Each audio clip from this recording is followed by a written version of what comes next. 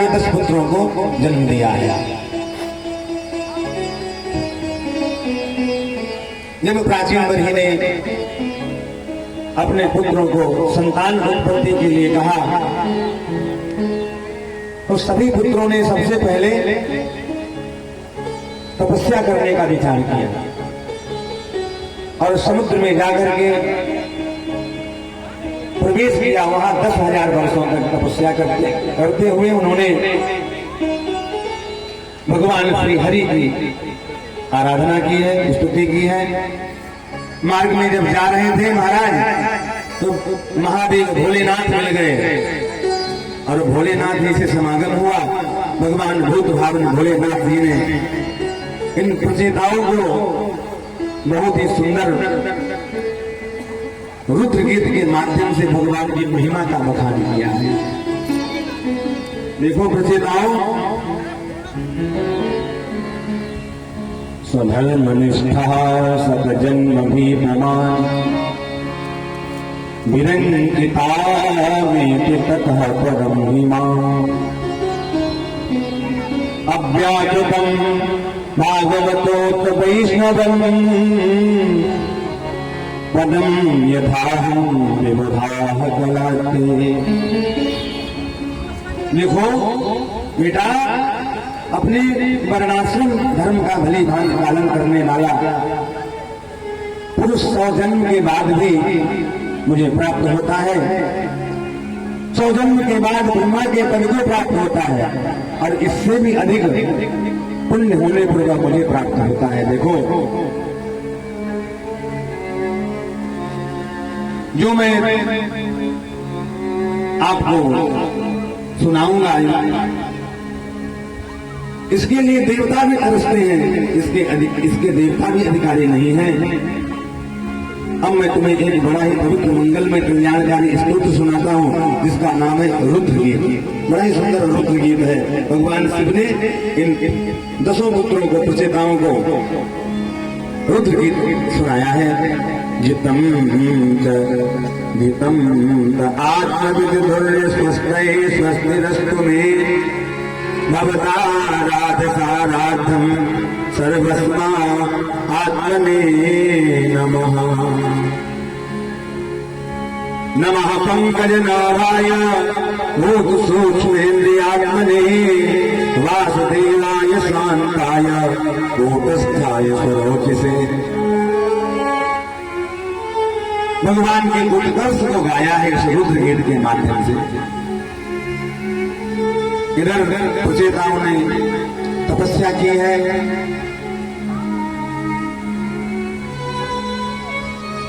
देवर्षि नारद जी प्राचीन बरी के पास में आए हैं और प्राचीन वर को आकर के देखा है। क्या देखा है कि प्राचीन वर ही कर्म कांड में पड़े हुए हैं, यज्ञ कर रहे हैं, अश्वमेध यज्ञ, गोमेध यज्ञ, हिंसा कर रहे हैं। अच्छा, कई बार ऐसा होता है कि शास्त्रों में लिखा कुछ और होता है लेकिन उसका अर्थ कुछ और होता है और वो अर्थ किसी गुणी जन के द्वारा, गुरुजनों के द्वारा ही हमको समझ में आएगा, अन्यथा हम उल्टा पुल्टा कर बैठेंगे। बोलो राधे राधे। इसीलिए तो गुरु की आवश्यकता होती है जीवन में। जो लोग किताबों में पढ़ करके और दवाई करते हैं, औषधि बनाते हैं महाराज, और एक न एक दिन उनको धोखा हो जरूर जाता है। इसलिए गुरु की आवश्यकता होती है। नारद जी ने आकर के देखा, प्राचीन बलि से कहा, राजन ये आप क्या कर रहे हैं? देखो जरा आकाश मंडल में देखो, जिन पशुओं की हिंसा आपने की है वही पशु तुमको खाने के लिए तैयार हो रहे हैं। तुम्हें ऐसा नहीं करना चाहिए। देखो, हम तुम्हें एक दृष्टांत के माध्यम से बताते हैं, ध्यान पूर्वक सुनिएगा। हे राजन,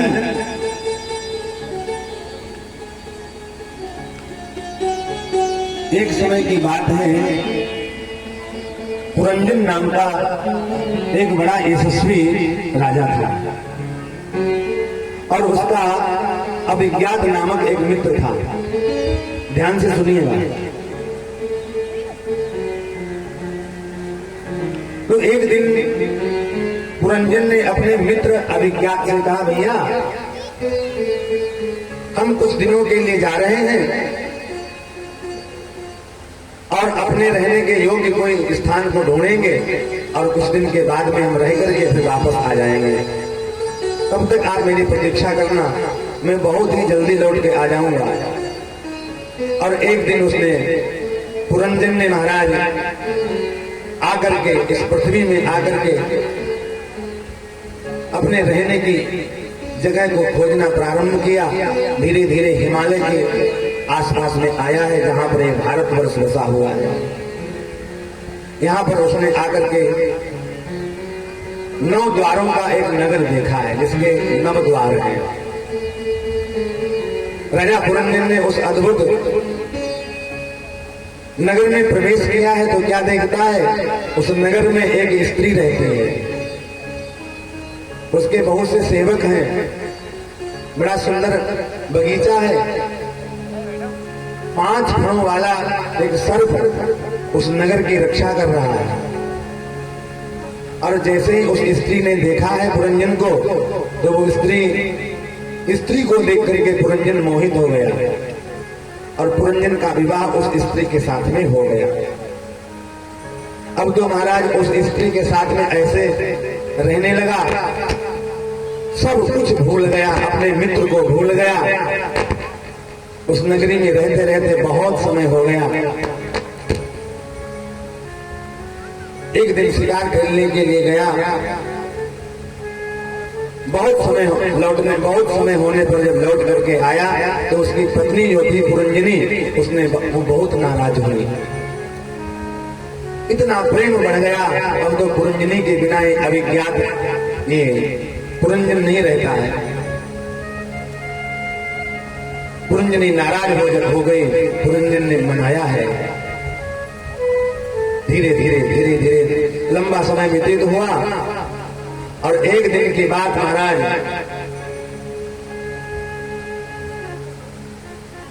इस पुरंजन की नगरी पर चंडवेग नामक एक राजा ने आक्रमण कर दिया। अब ये चंडवेग कौन है? जिसके पास में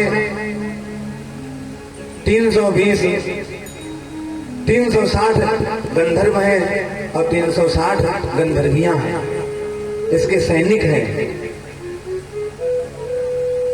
720 महाराज इसके सेवक हैं और इसने अपने सेवकों के साथ में, सेना के साथ में इस नगरी के ऊपर आक्रमण कर दिया है। महाराज अब वो पुरंजन नगरी को चंडवेग नामक गंधर्व ने जब आक्रमण के द्वारा धीरे धीरे नगरी को जीतने लगा। 5 फण वाला जो सर्प है महाराज, उसने रोकना चाहा लेकिन रुक कहां सकता था।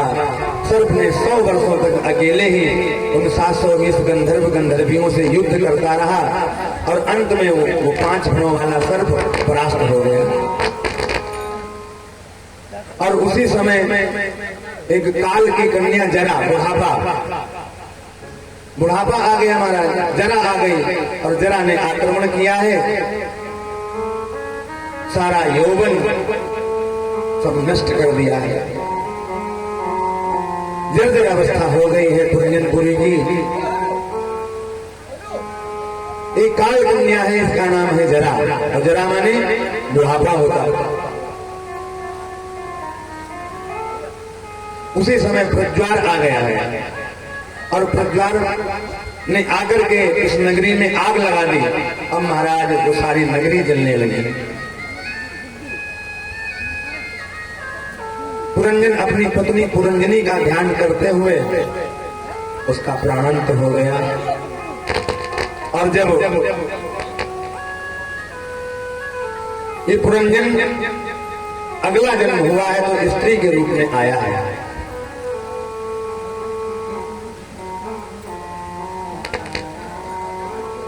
इसका विवाह हुआ है। अब महाराज मलेतुज के साथ में इसका विवाह हुआ है।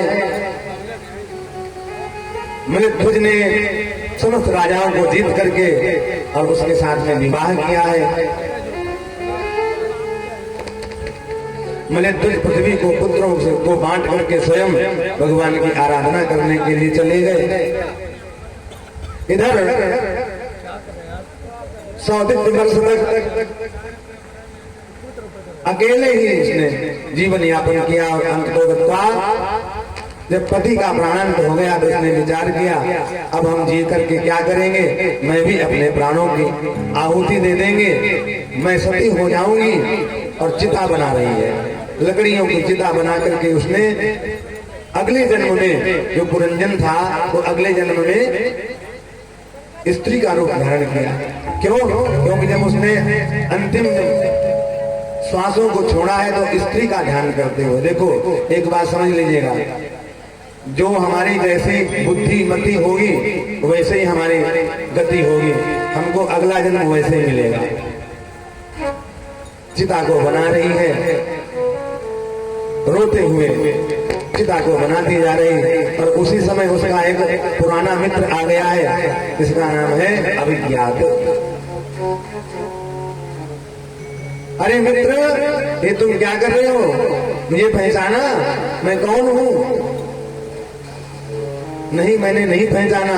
अरे भैया, तुम विषयों के चक्कर में, भोगों के चक्कर में पड़ करके तुमने मुझे भुला दिया, मैं तुम्हारा मित्र हूँ। कौन? अभिज्ञात।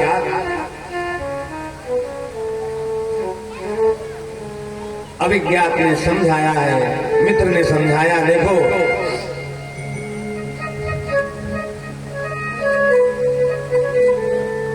मैं तुम्हारा मित्र हूं, तुम हमसे बिछुड़ गए और आज तुम्हें ध्यान नहीं आ रहा है। सुनो, ये पुरंजन और अभिज्ञात है कौन महाराज? ये पुरंजन और कोई नहीं है, ये जीवात्मा ही पुरंजन है और अभिज्ञात ये भगवान है।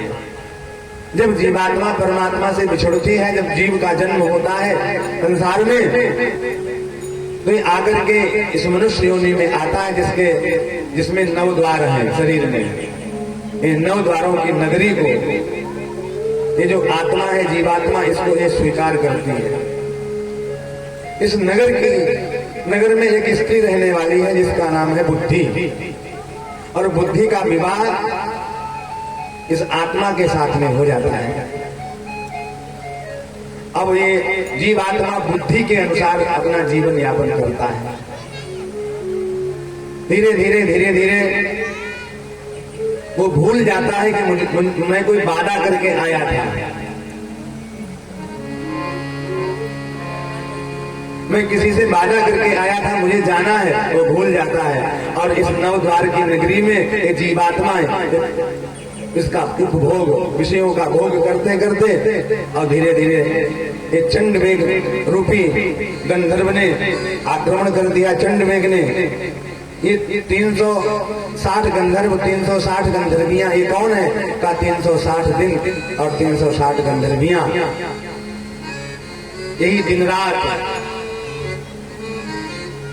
एक वर्ष में 720 दिन होते हैं और यही हमको रात दिन हमारी आयु को छीण करता है। वर्ष अंत में बुढ़ापा आ जाता है, जरा आ जाती है। बुढ़ापे में भैया कुछ नहीं होता है, बुढ़ापे में तो ऐसी स्थिति हो जाती है पूछो मत। भगवान का चिंतन करना भूल जाता, अभिज्ञात को भूल गया, अपने मित्र को भूल जाता है जीवात्मा और अंत में इसका प्राणांत हो जाता है। भगवान के पास में जब पहुंचता है तो कहता है, भगवान कहते देखो पुरंजन, क्या तुम मुझे भूल गए? मैं तुम्हारा मित्र हूं, मुझे पहचानो। भगवान इस जीवात्मा को सदैव सावधान करते रहते हैं। हे राजन, ये मैंने दृष्टांत आपको इसलिए दिया है कि देखो तुमको भी सत्कर्म करना चाहिए, भगवान का भजन करना चाहिए, कर्म कांड में नहीं पड़ना चाहिए। प्राचीन बलि के नेत्र खुल गए और वहीं पर सब यज्ञों को समाप्त कर दिया। देवर्षि नारद जी के साथ में सत्संग हुआ। इधर भगवान विष्णु को प्रसन्न करके इन 10 प्रचेताओं ने 10,000 वर्ष तक तपस्या की है और तपस्या करने के बाद में भगवान को प्रसन्न किया। भगवान की स्तुति से भगवान प्रसन्न हुए। प्रचेताओं ने भगवान की स्तुति की है। स्तुति करने के बाद में महाराज जब बाहर निकले हैं तो क्या देखा है, समस्त औषधियां वनस्पतियां इन्होंने पृथ्वी को आच्छादित कर रखा है। प्रचेताओं ने क्रोध किया है। महाराज पृथ्वी को औषधियों को जो है नष्ट करने लगे। चंद्रमा ने आकर के समझाया है। चंद्रमा के कहने पर इन प्रचेताओं ने अपने क्रोध को शांत किया है। सज्जनों, प्रिय चरित्र बड़ा ही पावन चरित्र है। पंचम स्कंद में महाराज परीक्षित जी जिज्ञासा करते हैं, प्रिय व्रतो महाभागवत